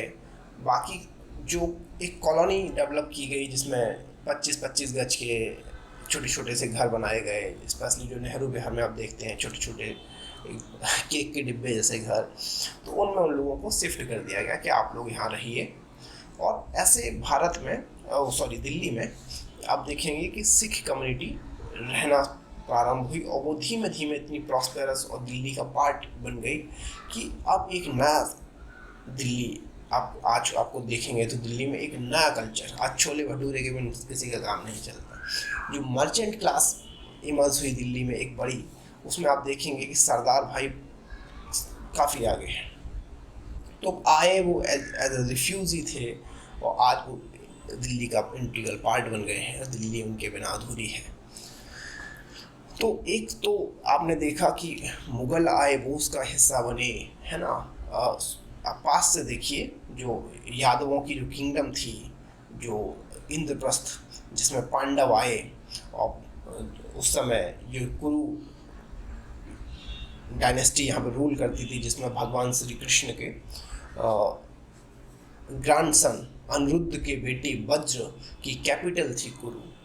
तो वज्र की कैपिटल जो यादवों की डायनेस्टी, वहाँ से लेके आपको तोमर, तोमर से चौहान, चौहान से आपको स्लेब डायनेस्टी देखने को मिलेगी, तुगलक देखने को मिलेंगे, और आपको उसके बाद है ना ये क्या कहते हैं मुगल देखने को मिलेंगे। उसके बाद आप मराठा का जब जोर हुआ तो वहाँ से भी लोग आए, जुड़े, और आज़ादी उसके बाद आप देखेंगे कि आज़ादी के बाद सिख कम्युनिटी का एक बड़ा हिस्सा दिल्ली में शिफ्ट किया। और आज़ादी के बाद तो दिल्ली यूं बदली कि आप देखिए कि नॉर्थ ईस्ट से आने वाले लोग दिल्ली में बसने लगे, दिल्ली में उन्हें अपॉर्चुनिटी मिलने लगी, दिल्ली पुलिस में, दिल्ली के और डिपार्टमेंट्स में उनकी संख्या बढ़ी। अब तो जो जैसे जो आप जो इलाका देखते होंगे, जो संत नगर है, बुराड़ी है, या फिर इस तरफ के जो इलाके हैं, जो बेसिकली जो जाटों की ज़मीन थी, जाट और गुज्जर लोगों की ज़मीन में अगर आप देखेंगे तो आज देखने को नहीं मिलेगा कि वहाँ पे यूपी से आए हुए लोग, बिहार से आए हुए लोग, नॉर्थ ईस्ट से आए हुए लोग, वो सब वहाँ रिसाइड करते हैं। और इसके साथ ही साथ आपको पता चलेगा कि दिल्ली में एक ऐसा कल्चर डेवलप हुआ जिसमें आप देखिए कि आपको साउथ का अगर डोसा खाना है, इडली खाना है, तो आप संदेश में चले जाइए, वहाँ आपको साउथ इंडियन खाना मिल जाएगा। आपको बंगाल का रसगुल्ला, संदेश भी मिल जाएगा। आपको हैदराबादी बिरयानी का जायका भी मिल जाएगा। आपको यूपी के खाने के चटकारे भी मिल जाएंगे। आपको हरियाणा का चूरमा भी मिल जाएगा। आपको बिहार का लिट्टी चोखा आजकल दिल्ली में काफ़ी पॉपुलर है, वो भी खाने को मिल जाएगा। तो इतना डाइवर्स कल्चर दिल्ली बनती गई। और आज आप देखिए कि जो दिल्ली में एक न्यू कल्चर डेवलप हुआ, रियली मेट्रोपॉलिटन कल्चर जिसको हम कह सकते हैं धरती पे। अगर कहीं किसी एक शहर में है तो दिल्ली में, जिसमें कभी कोई इस बात से किसी को परेशानी नहीं होती कि सामने वाला किस समाज से है, किस जगह से है, किस जाति से है, किस धर्म से है, किस मजहब का है, किस रेस का है, लेकिन वो सब एक साथ रह सकते हैं। सबको जो ये जगह अपने में आश्रय दे सकती है, तो वो दिल्ली है। तो Delhi is a really metropolitan city. और आप देखेंगे कि जब पहले तो जो आज़ादी के बाद आपको जो ब्यूरोक्रेट्स वगैरह थे, तो आपको सिर्फ कुछ जगह पे आपको देखने को मिलेंगे जिसमें उन्होंने कॉलोनी बनाई। उस समय जो हमारे एक ICS के मेंबर थे, उनका नाम था क्या कहते हैं, झा जी थे, अरविंद झा जी साहब, 1966 में। तो वो आपके मिथिला से थे, तो मिथिला से वो थे, तो उन्होंने उनको मौका मिला कि आप एक ब्यूरोक्रेट्स के रहने के लिए एक जगह बनाइए। तो उन्होंने एक जनकपुरी जो आप देख रहे हैं उसको उन्होंने डेवलप करवाया। और जनकपुरी में उन्होंने सारे जो अपने IAS हैं, IFS हैं, IPS हैं, उनको बोला कि आप लोग आइए, रहिए। और उसमें आप देखेंगे कि एक जो कल्चर है, मिथिला का जो कल्चर है, वो आपको फ्लोरिश होता हुआ दिखेगा, जगराते बनते हुए दिखेंगे, वो सब सारा कल्चर उन्होंने डिमांड किया। उसके बाद रोहिणी बना, और रोहिणी के बाद जो आपका द्वारिका, तो इनको डेवलप किया गया। और उसके बाद भी दिल्ली का भी एक्सपेंशन हो रहा है। न्यू पार्लियामेंट के लिए प्रस्ताव आ गया है, नई पार्लियामेंट बनेगी। और उसके साथ ही साथ आप देखिए कि आज अगर आप दिल्ली को देखें तो दिल्ली के, अगर आप पॉलिटिकल ग्रुप को देखिए, आपको दिल्ली की हकीकत समझ में आ जाएगी कि दिल्ली में जो सीएम है Arvind Kejriwal, he is not basically Delhi born person, वो हरियाणा से है, हरियाणा का आया हुआ व्यक्ति दिल्ली का सीएम है। और आपको उनके जो 67 MLAs हैं उसमें से ज़्यादातर करीब 22 से 23 MLA यूपी बिहार के आए हुए हैं। तो यूपी बिहार की एक बड़ी पॉपुलेशन जो दिल्ली को जिन्होंने बनाया वो आज दिल्ली में पावर में है। और तो दिल्ली में इतनी डाइवर्सिटी है, हिंदू, मुस्लिम, सिख, क्रिश्चियन, इसके साथ साथ नॉर्थ ईस्ट से आए हुए जो लोग हैं उनका कल्चर आपको मिल जाएगा, साउथ इंडिया का कल्चर मिल जाएगा, कश्मीर से आए हुए लोग आपको दिल्ली में टहलते हुए मिल जाएंगे, आपको दूसरे कंट्रीज से आपको लोग आके दिल्ली में रहना पसंद करते हैं, बंगाल से, यूरोप से, पाकिस्तान के लोग आपको अगर दिल्ली में देखने को इक्का दुक्का आपको वो भी मिल जाएंगे। So it is really diverse country, diverse city, and ऐसे शहर जिसने अपने अंदर ना तो सिर्फ पॉलिटिकली खुद को एम्पावर किया, जो पॉलिटिकल कैपिटल रही, जो अगर हम दिल्ली को कहें तो दिल्ली का जन्म ही राजधानी बनने के लिए हुआ। दिल्ली को जैसे बोलते हैं कि भगवान श्री कृष्ण ने इसको शुरुआत की, पांडवों की हेल्प की इसको बसाने में और राजधानी बनाने में, तब से शायद दिल्ली का भाग्य यही है कि वो इंडिया का कैपिटल रहे और आगे उसको आगे चलती जाए। तो आप देखिए कि दिल्ली एक कैपिटल सिटी, एक ऐसी कैपिटल है जो हज़ारों सालों से कैपिटल बनी आ रही है। दुनिया में शायद ही कोई ऐसा शहर होगा जो दिल्ली की तरह सदियों से कैपिटल के तौर पे जाना जाता हो, जहाँ जो भी आया, जितने चाहे वो दिल्ली का इंटीग्रल पार्ट बन गया। दिल्ली ने कभी ऐसा कोई मूवमेंट नहीं चला, जैसे मुंबई में आप देखेंगे कि आमची मुंबई जैसे आंदोलन देखने को मिल जाते हैं, जिसमें मराठा या मराठी स्पीकिंग जो पीपल हैं वो यूपी और बिहार के लोगों को भगाने की बात करते हैं, बोलते हैं कि ये भैया लोगों के लिए यहाँ स्पेस नहीं है। और तो ऐसा दिल्ली में कोई ऐसा उत्पात या ऐसा कोई आंदोलन देखने को नहीं मिला जिसमें लोग एक दूसरे कम्युनिटीज़ को पसंद ना करें। दिल्ली में तो एक ऐसा कल्चर है जिसमें लोग ईज़िली आके रह सकते हैं और उसको अपना बना सकते हैं, और दिल्ली का ये स्वभाव भी यही रहा है। तो इसलिए जो दिल्ली की जो डाइवर्सिटी आप देखिए, तो अगर आपको इंडिया का एक छोटा सैंपल देखना है, मिनी इंडिया देखना है, तो आपको दिल्ली घूमना चाहिए। So this was the lecture on Delhi, and काफ़ी फ्रेगमेंटेड था, काफ़ी इधर उधर से था, तो मैंने थोड़ा सा टाइम को देखते हुए मैंने उसको स्पीडली बताने की कोशिश की है। बाकी कोशिश करूँगा कि आगे के लेक्चरों को थोड़ा सा या तो 2 पार्ट में कर दूँ, या फिर उनमें इतना अधिक थोड़ा सा चीज़ों को स्टोरी में ज़्यादा बाउंड करो, ना कि ये सब डिटेल्स में। तो this is for today. Thank you very much for listening me. Okay, thank you very much.